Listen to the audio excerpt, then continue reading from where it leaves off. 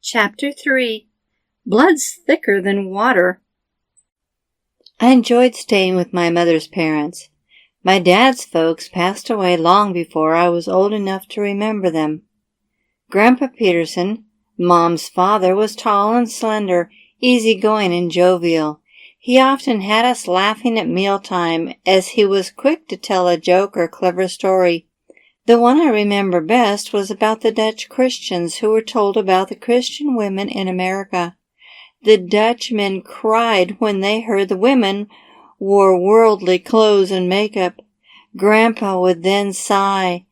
Their tears dripped off their noses, onto their cigarettes, and into their beer.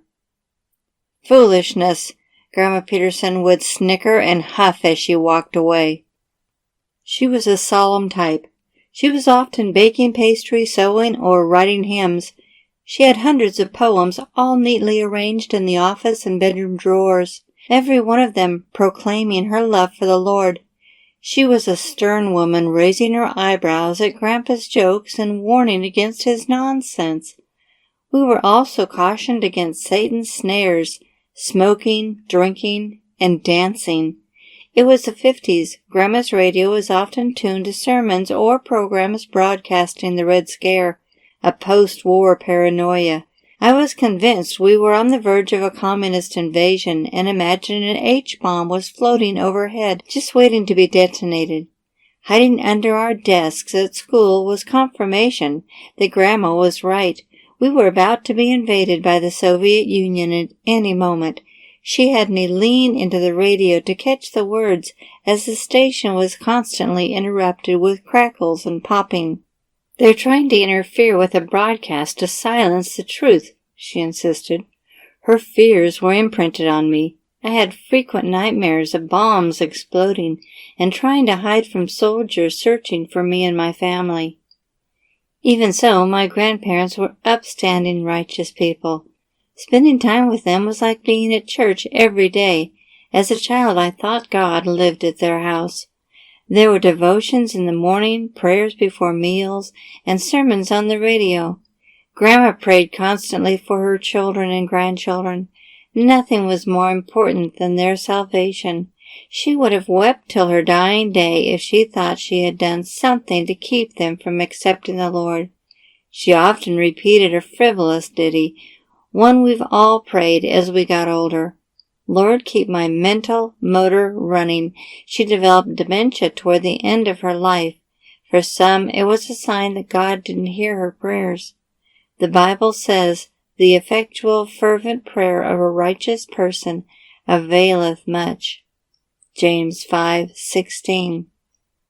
God may not have answered this one prayer. However, He did answer many others. Her love and prayers had a huge influence on my spiritual foundation as well as many other family members. Edna, my mother, adored her parents. Grandma said Mother never required discipline. Like my brother Stan, she was compliant and sweet as could be. I loved her dearly and wondered how she ended up married to my father. Mom told me she had several offers of marriage but wasn't ready to tie the knot. She even turned down one man because she didn't care for the car he drove. He was leaving on vacation to Canada and told her they would get together when he returned. To his surprise, she was already married when he returned. I can't imagine refusing a marriage proposal based on the type of car a man drove. Grandma Peterson told stories about what qualified a woman to be a desirable bride in Sweden.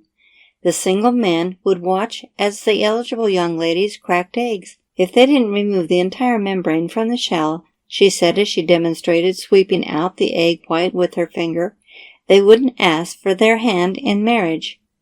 I envisioned a long table of young Swedish women cracking dozens of eggs, while an eligible gentleman passed by examining the shells. Apparently it was the ultimate litmus test for a woman's frugality. I thought that was the most ridiculous thing I'd ever heard, and as a teenager I didn't spare my grandmother's feelings concerning the matter. I jeered, if that's what they base their proposal on, I wouldn't marry any of them, even if they asked. My mother chose Julian, a tall, skinny, freckle-faced redhead, to marry. He dropped out of school at the age of 9 and began working on cars. At 14, he began driving, which was a passion of his until he was 90. He could tear down and rebuild any engine he laid his hands on. As much as he loved cars, his true gift was being persuasive. Mom said he was clever and funny. His red hair and freckles didn't hinder the attraction she felt for him. Eventually, he persuaded my beautiful Swedish mother to elope. The Petersons were extremely good-looking people, the Daubs not so much. Unfortunately, there was no mistaking I was my father's daughter. Carol found the perfect card for me. Happy birthday, sister. The good news is you don't look like Mom. The bad news is you look like Dad. My parents met at the deli where he worked. Dad attended church with her, so she believed he was a Christian.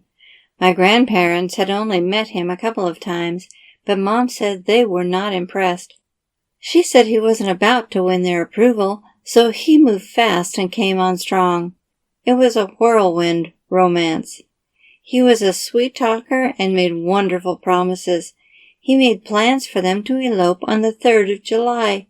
The night before they were to leave, she hadn't given him her answer. She told me my dad raced his car up and down the street in front of her house, attempting to coerce her to respond. She wasn't sure she even wanted to marry him. However, knowing he wouldn't take rejection easily, she asked her mother to sleep in her room that night. She was certain if her parents knew what was about to happen, they would put a stop to it. Unfortunately, her father was ill, and her mother said, "Maybe tomorrow night, dear. Your father's not well. He needs me." Mom said she lay in bed, heedful of the anxious man roaring up and down their street. Worried what the neighbors might think, she went out and agreed to elope the following morning. She justified her decision with, "No one will ever love me more than he does." I don't know how my grandparents ever forgave him. Grandma repeated the events of that evening to me many times over the years. It wasn't just the fact that my father had stolen their only daughter.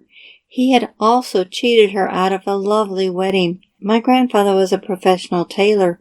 Grandma was a seamstress. She told me they would have made her the most beautiful wedding gown. The ceremony would have been in a church with all their friends and family.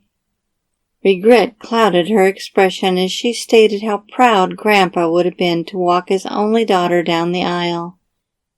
My mother felt a heavy burden at causing her parents such a disappointment. The last thing she would have wanted to do was hurt them.